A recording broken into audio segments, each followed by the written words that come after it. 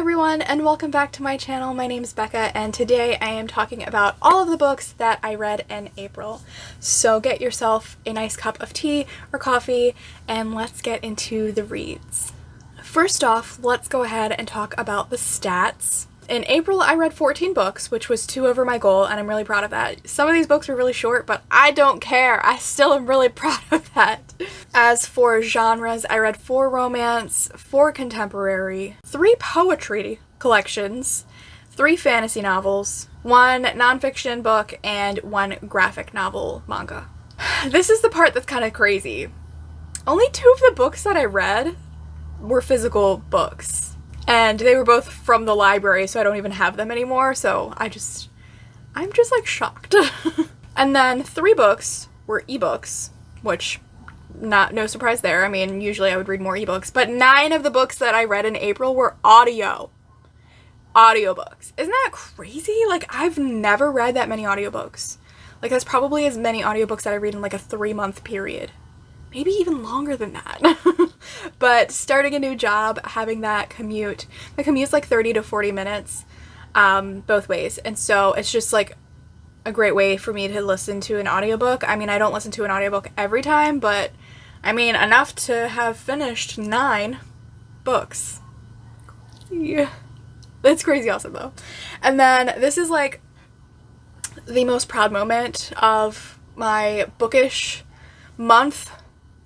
50% of the books that I read were by BIPOC authors. That's never happened for me. It's been a goal for the past couple of months, and I'm just like so freaking proud of myself for getting there. And the thing is, I wasn't even trying, which sounds terrible, like I should try, but like it was so easy for me to, like, when I was looking through audiobooks and books that I wanted to read on my commute, like, oh, these are books that I've been interested in and that I've been hearing about.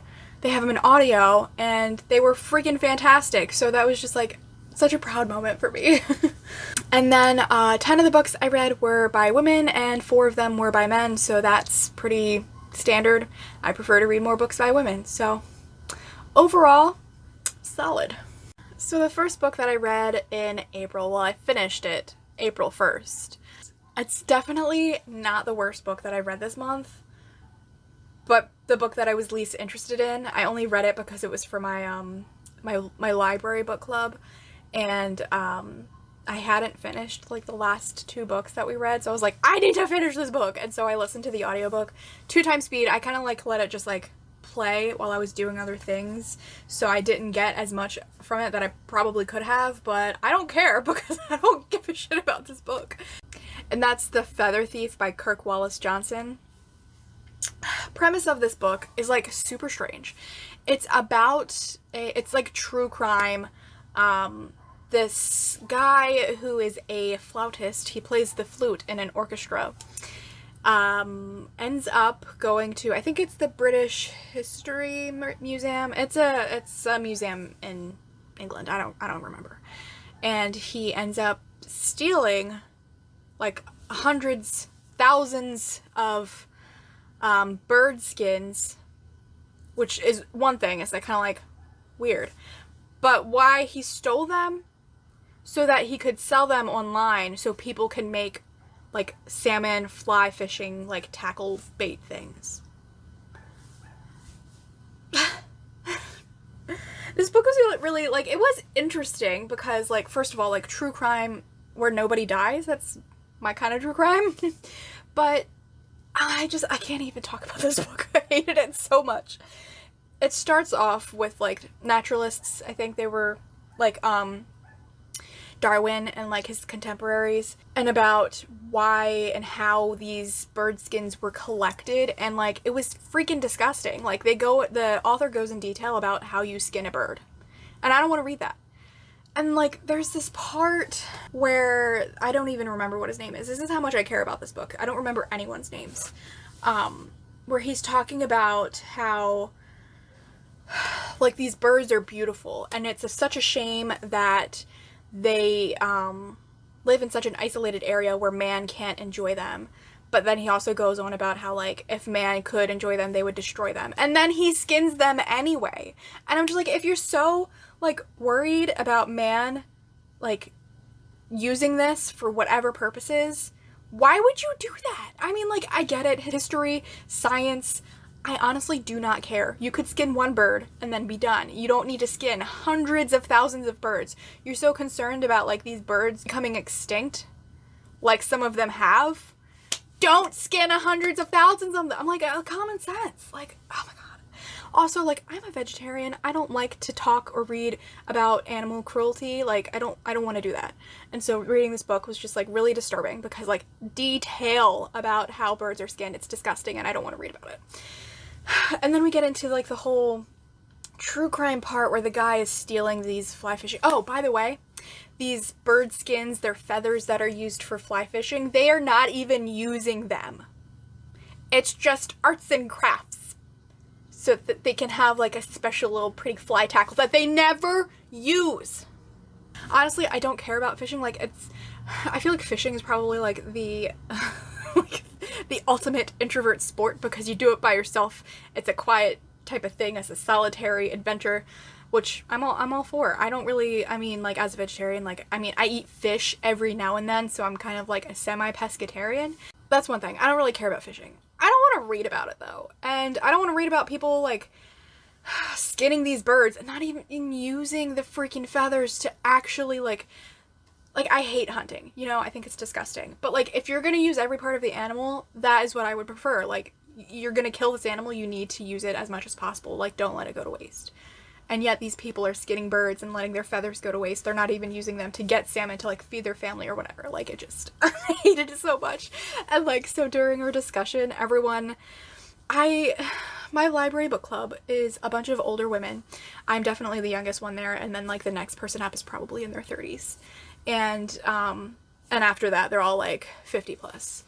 Which is fine. Like, I don't mind. It brings a good conversation, but every single one of them was like, I really enjoyed this book. And I was like, I hated it! I gave this book 2 stars. Now that I'm thinking about it, I don't know why. I guess because, like, it was semi-interesting. But it's really interesting also because the guy who steals all the feathers, when he's caught, they diagnose him with autism to kind of make it his defense to get out of a sentence. And that, I thought that part was interesting. Like, I honestly, like, I don't know if he actually has autism, and I don't know, like, if I agree with what happened, but, like, I thought that part of the book would have been so much more interesting, like, if he, like, left out all of the bird skinning, and talked about, like, the statistics of people who claim that they have autism, and that's why they commit crimes. Like, that would have been more interesting to me. But no. This author is also, like, known previously for this book for writing about, like, refugees. And I'm like, you went from writing about refugees to writing about this? Like, I don't understand. I hated this book. I gave it 2 stars because it was just, like, just interesting enough for me to not be, like, totally abhorrent, but I don't recommend it. I mean, like, if you like fishing, I guess. The next book that I read was Fangirl Volume 1, the manga by, it's by Rainbow Rowell, and I think Sam Maggs is the artist? I don't know. Here's the thing about Fangirl. I hate, Carry On, which is the, like, Harry Potter knockoff that she's writing fan fiction about. Like, I hate that book. When I was reading the original novel, I completely skipped the, like, excerpts from her fanfiction, but actually seeing it drawn out in a manga form was actually much more interesting. So I liked that part of the book, but, like, I don't think this book aged well. There were a couple of things, and I honestly don't remember what they were, but I remember, like, reading something and, like, that's in poor taste. I think there's, like, her roommate makes a stab about an eating disorder, but, like, you don't make jokes about mental illness. Like, no. And the fact that, like, this book just recently came out last year, I think, why would she leave that in? Like, you have a full-length novel to pull inspiration from for your manga, and you're gonna leave a joke about mental illness in it? I wasn't okay with that. I think this book was a little better about the whole social anxiety thing, because, in the book, there is no mention of her actually having a diagnosable disorder, and I believe that she does. Like, again, I don't have a license, but I do have a degree in psychology. Again, that does not make me, like, the person to diagnose people, but to me, she has an anxiety disorder, and I feel like there was like a tiny bit of mention about that, and so I appreciated that a bit more. But overall, I gave it 2 stars. I'm just like, I'm done with Rainbow Rowell. I don't really like any of her books. Maybe for like the first time I read them, they're okay. I'm not a fan of Rainbow Rowell. Will I continue with the series? Probably not. The next books that I read, both by Milla Vane, were A Heart of Blood and Ashes and The Beast of Blackmoor, which are 2 books in the A Gathering of Dragons series. So A Heart of Blood and Ashes is the first book, and then The Beast of Blackmoor is a novella that's like 0.5, so I don't know if it was written before, but it's like the first book. I really enjoy both of these books. I gave A Heart of Blood and Ashes 5 stars. I loved the world. I loved the mythology, the magic system, the history of the world. The romance was honestly, like, it wasn't even my favorite part, even though this is a fantasy romance, but like, I don't care. The world is just so good. I feel like this is like such a better Game of Thrones. And I know I'm gonna trigger some people when I say that, but like, I don't like Game of Thrones. I think it's written by a man who doesn't like to treat women fairly or equally. And this book is so good because women are warriors, and it's not something that's like, oh, well, shouldn't you be getting married, blah, blah, blah. Like, the main character, the main male character, the hero, he, Maddox, he comes from this one, clan, group, kingdom, and everyone does everything. Everyone is a warrior. Everyone farms. Everyone, like, takes care of their family. Like, everyone does everything, and I love that. The author just put so much emphasis on, like, women being able to do everything that men can, and vice versa. Men can do everything that women can. Besides, like, giving birth. But it's so good. The fantasy novel, the fantasy aspect was so good. It was so well developed. I just really, really enjoyed A Heart of Blood and Ashes so much. And The Beast of Blackmoor, which is the novella that's like 0.5, I liked it a little bit less, but it was a novella, and I think it's because, like, I love this world so much with the first book. It was just so good that I wanted more from it, and that's why I didn't love it as much. Like, if it was a full-length novel, I probably would have loved it. But I highly recommend this series if you like Game of Thrones. If you like Game of Thrones but want romance. I mean, I don't think the romance plays like the biggest role in this novel. It's definitely like an adventure kind of fantasy romance, and it was just so good. And I will, like, say that it is kind of brutal. In the first book, an animal dies, but it's not a gruesome death as in, like, I don't know, like a gruesome, like, violent, abusive death. It was like for a reason, for a purpose, and I think it played a good role in the book.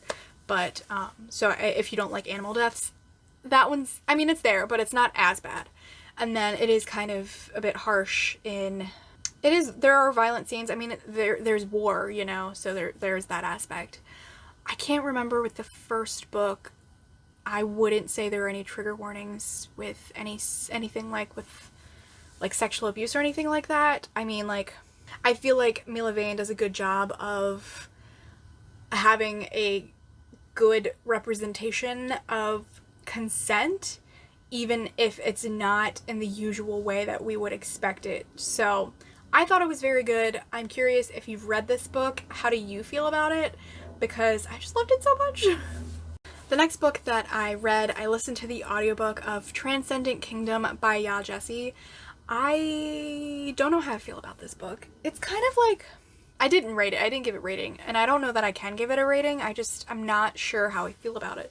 It's about a woman who is a researcher for, like, brain type of things, because her older brother died of an opioid overdose when he was in high school, and then their mother tries to commit suicide, and just has like a lifelong depression, like very serious depression. And so the main character is trying to kind of find the correlation between, like, what's happening in the brain and reward seeking behavior. It's very interesting, especially, like, if you have a psychology degree.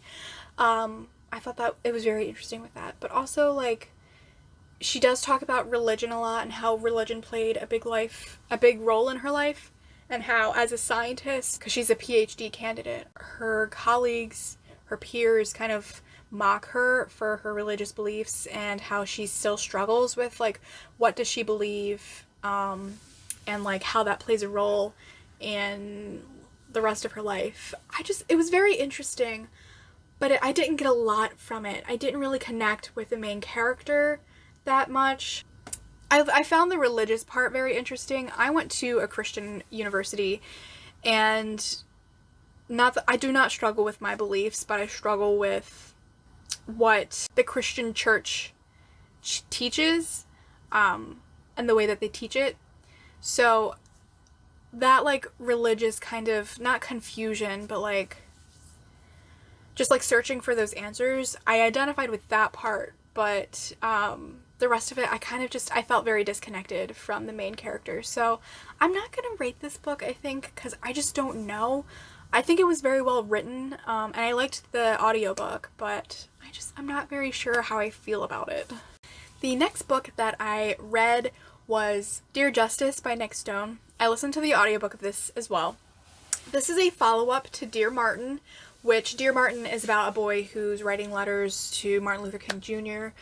I don't remember why, like what the reasoning was for it, but this novel is about Kwame, who is writing to Justyce. Justyce is the boy from the first book who writes to Martin Luther King Jr. So Kwame is writing to Justyce about how his life is different even though they kind of grew up in the same area, like what affected him to get him to where he is now. And Kwame is currently awaiting trial for shooting an officer. I felt like this book was very hopeful. Just the way that Kwame connected with people and how that really lifted him up, and also just like Justyce and the way that he was helping Kwame, and how he, like, they weren't really friends, I think, before, and so how they connected through letters, and how Justyce did what he could to help Kwame in his situation. I felt like it was really good. I really liked the ending. They did like a 6 months later kind of thing, and I thought it was really good, and I really liked the narrator. Nick Stone really kind of just builds that emotional connection with the character, and I felt that a lot with this book. My only like thing that I didn't like about this, I thought it was too short. I think it could have been a bit longer. I did like the way that it was written though, because it was written like through letters, through like regular narrative prose, and then also I think, because I didn't read the physical book, but the way that the narrator did it, it sounded like they were interviews. So I really enjoyed that as an audiobook. I thought it was very well done. And the book overall, I think I liked Dear Martin better. I felt like the way that this book was written almost, I don't want to say stole the spotlight, but like it should have been more about Kwame, but I feel like towards the end, the author made it more about Justyce. But anyway, I thought it was really good. I gave it 4 stars, so I definitely recommend it. The next few books I want to talk about are poetry collections, or just books of poetry that I read. First, I did listen to The Hill We Climb by Amanda Gorman. I think she was the Youth Poet Laureate thing, and she recited her poem at the inauguration for Joe Biden, and it was so good. I watched that and it was fantastic, and then she released it as a book and as an audiobook. I listened to the audiobook. Again, it was so good. Highly recommend that poem if you haven't listened to it yet or read it. It's just very good. The next poetry collection I read was The Tradition by Jericho Brown.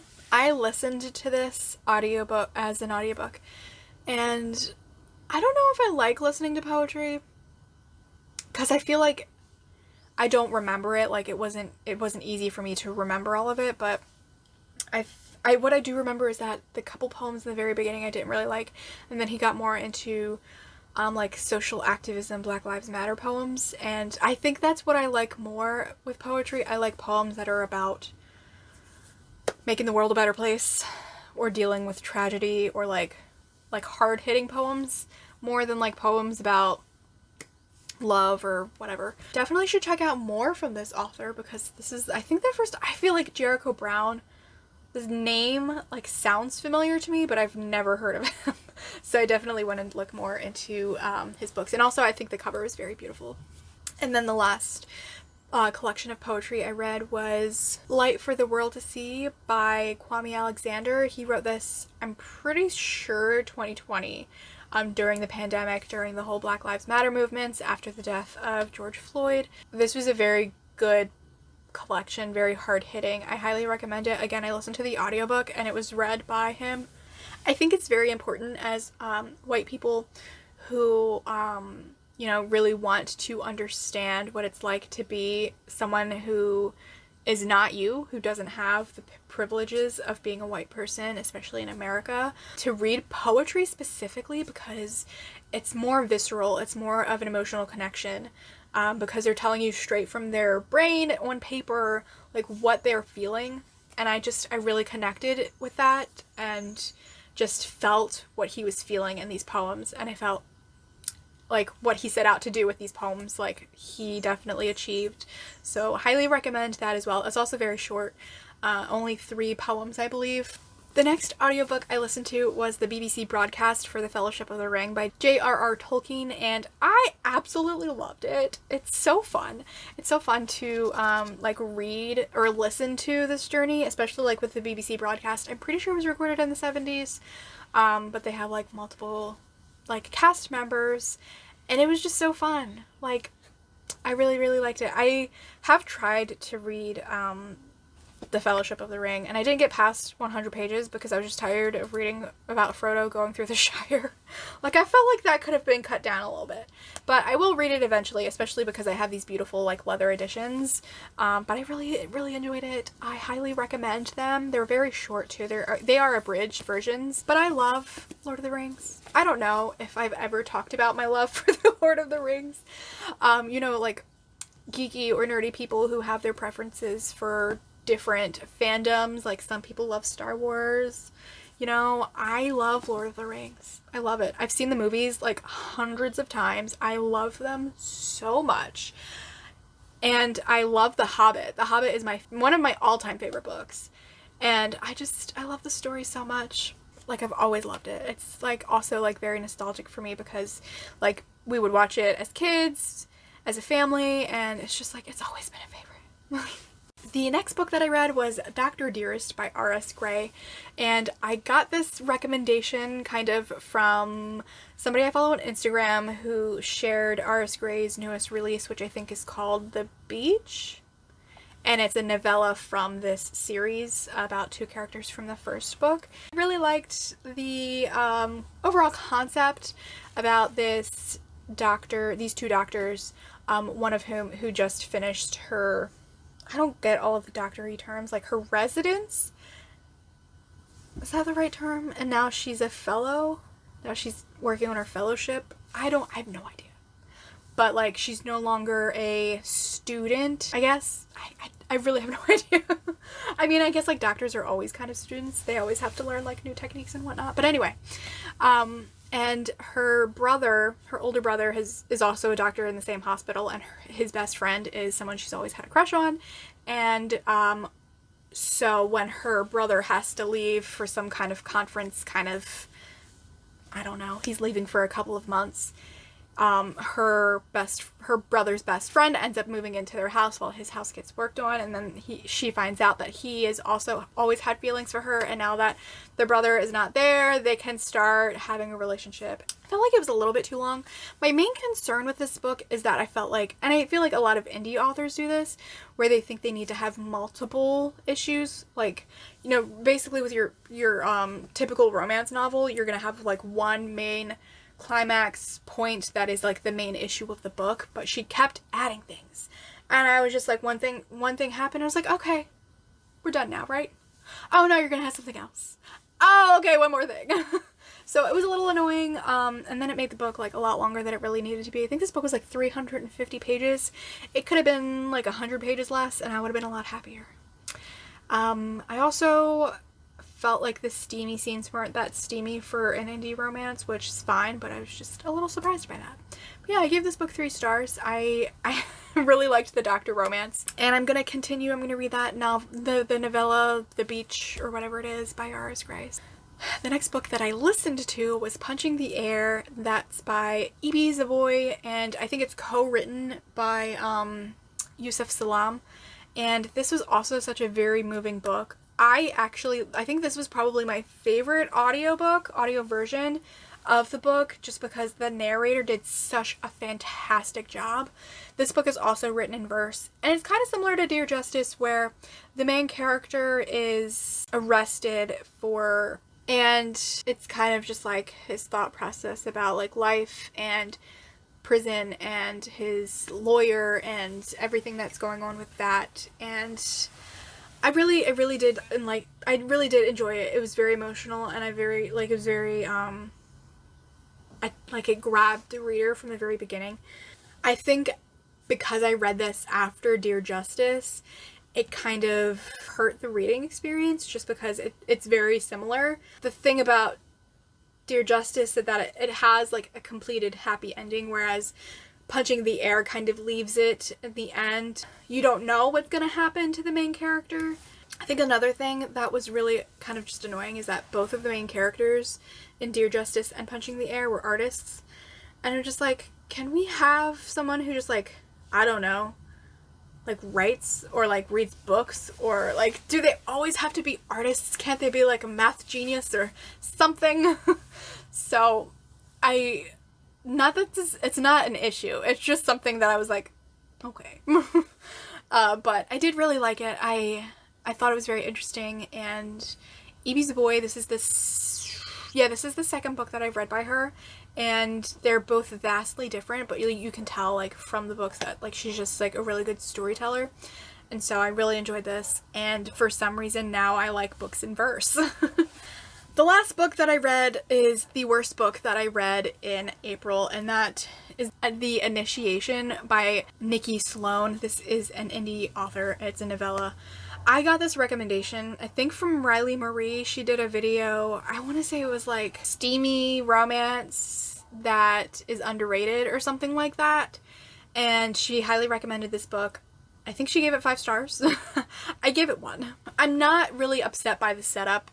So it's about this girl who kind of has a crush on this guy who is meant to marry her older sister, and they kind of have like a moment in the beginning, and then a year later the guy and his father, his family, come over to her house and is just like, okay, your sister is going to marry my son. Turns out the older sister is pregnant, blah blah blah, and the younger sister, instead is going to marry the son who she has a crush on, and they had that moment, so he kind of likes her too, which like the setup is kind of strange, because like what is happening is that the sister, the main character, is being forced into this arranged marriage in order to save her family from debt and just like being thrown out of their house and having nothing. And so she's manipulated into this. And the thing is that the son is about to become a board member of the father's company, and in order for somebody to join the board, they have to go through the initiation. And it's terrible. It's disgusting. The thing that I had an issue with, and spoiler here, I'm going to talk about this book. The initiation is basically where the new board member has to have sex with his prospective wife or wife in front of the board, and then the other 9 men on the board get to join in and do things to her. And before this scene starts, the chairman of the board, which is her fiance's father, is like, you're in control. Like, if you don't want anything to happen, just say so. But if she doesn't consent, if she doesn't give them permission to touch her, she and her family will lose everything. So when this scene is happening, she decides to go through with it because she doesn't want her family to be homeless. So she consents through it, and like the entire time like it's happening, it's just like icky. And so her fiance's father also kind of has a thing for her, which I'm just like, whatever, weird love triangle. But like the way that it's described, like, it hurt my stomach. It was so gross. The author pushed consent so many times and so hard, and I'm just like, if you feel the need to do that, it's because you know this is wrong. I don't care like about books that about like multiple partners, whatever. I don't care about that kind of thing. But the fact that the author was pushing this whole consent thing so hard, that's not consent. She's being manipulated. Like, the entire time that I was reading this book, I was just like, it's not gonna happen. Like, the fiance, like, he kind of already loves her. He's gonna stop it. No. They go through with it. So I was just, like, highly disappointed in this book. If you are triggered by sexual abuse, do not read this book. And now that I've gotten through everything I hate about this book, I will say that it was well written. I liked the writing style. I felt like it was a well written book. The main character, while this is a novella, I felt like she had a very strong personality. But, like, that scene, just like, eh. And those are the books that I read in April. Some really freaking good books. I'm really happy that I read so much poetry because April is National Poetry Month. And I just read so many great reads by BIPOC authors, which is also fantastic. Some not so good books, but overall pretty good, solid reading month, especially since I just started a new job. So thanks for watching this video. If you liked it, please give it a thumbs up and subscribe to my channel. I'd really appreciate your support. If you have read any of these books, please tell me how you feel about them, or if you've read a really awesome book in April, let me know in the comments down below. Okay, and that's it. I will see you in a new video soon.